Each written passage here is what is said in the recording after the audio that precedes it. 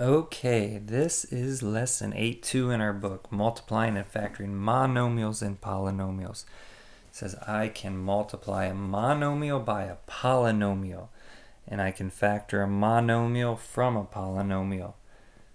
First thing, what is a monomial? Recap.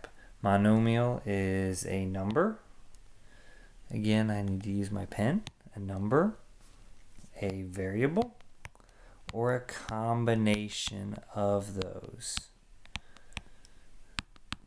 Alright, a polynomial is then when we take what we just see right there, okay, and we take 2 and then we add it to y, and 2y plus 2xy squared. Of course, I actually have the order completely wrong. This should be first, then 2y second. Actually, I could combine those. Let's throw another one in here. Let's see, 3, 2, there we go. And actually it's an exact opposite of the order that I should be putting that in. Okay, but let's look at here what we're doing. Here we have a monomial, 2x, and we're going to multiply it by the trinomial. This polynomial has 3 parts, so it's a trinomial. So we're going to take 2x times x squared. And so that just simply, I'm using the distributive property. And I'm going to thin my pen out here a little bit. I'm going to get 2 times really 1 out front, right? So that's 2 still, and then that's x to the first, and x squared. When I'm multiplying like bases, I add the exponents, so that's 2x to the third. Plus, I now have 2 times 4 now as the number, so that's 8 for the second term. And then x times x, so that's x squared, again x to the first. And then the last term is 10x, 2 times 5. And then the x, just because there's no x in the other one. So that is when I have simplified that. I've gotten rid of the parentheses. Now sometimes, well wait, I'm getting ahead of myself. Let you try. Here on this one I put an extra example in, so I'll just let you try. And the beautiful thing is there's a pause button, so you can go ahead and pause what you see here, all right, and do the problem, and then I'll show you the answer here when you come back. So I'll pause. Here we go. Okay, we're back. X squared, I'm going to distribute in here. Again, the 3 is all by itself there, and then x squared times x to the third is x to the 5th power. And then I'm doing minus 2, and then x squared times x squared is x to the 4th power. And the last thing is plus 8, and then that's like 1 out front, so it's 8, and then x squared. So if you paused that and got that right, then give yourself a little bit of applause. All right, let's go over a few more things here. Alright, the next thing is sometimes I have it in that simplified form, but I actually want to pull out what's in common for different reasons to solve. Typically, I want to be able to do this thing called factoring. So I'm going to find the greatest common factor. I'm just going to look at what these are and see what's in common. First, I'm going to look at the numbers. 6, 12, and 18. What is the greatest common factor of 6, 12, and 18? I'm not going to do a whole video on this or anything, or long explanations. You can look up greatest common factors in almost anywhere. But the greatest common factor of these 3 numbers is 6. Okay?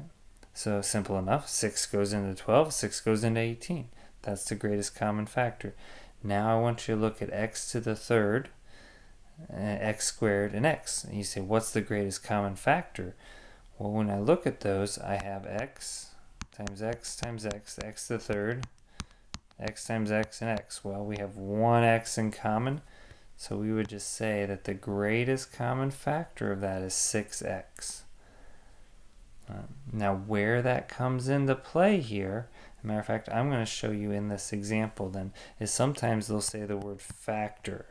So what they mean is you pull out the 6x, and then you say, play this game, what's left? Like, if I distributed, how do I get a 6x to the third? Well, that first term right here, I would need to put in an x squared. Now when I multiply in 6x times x squared, I would get 6x to the third. The next thing I gotta ask myself, how do I get 12x squared? Well, I need 6 times 2 will get me the 12, and I still need another x to get x squared. So 6x times 2x equals 12x squared. And lastly, how do I get an 18x? Well, I don't need to put the x in, but I need to put a number in. 6 times 3 will get me 18, and then I already have the x on the outside, so I don't need another x in there. If I would put another x in here, then I get an x squared when I multiply it back out.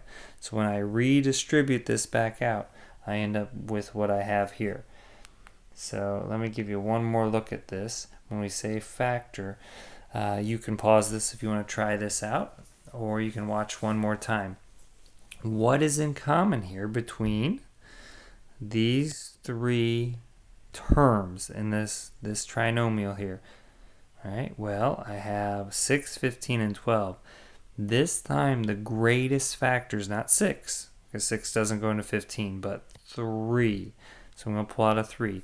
Now look again, x to the third, x squared, and x. Well, the same thing applies. X is the greatest of the factor in common between those. So now I play the game. 3x times what gets me 6x to the third? Well, 3 times 2 is 6, and x times x squared will get me where I need to be there. On the second term, minus 3 times 5 is 15, and then x times x will get me x squared. And the last one, 3 times 4 will get me the 12 here. And then x times, well, wait, the x is already there, so I don't need anything. Really, x to the 0, I don't put anything. So this is considered factored. I've pulled out what was in common, and then I have 2x squared minus 5x plus 4 left. All right, well, that is all I have here today for you. It's been a pleasure with Learning with Mr. Neff. Tune in again next time.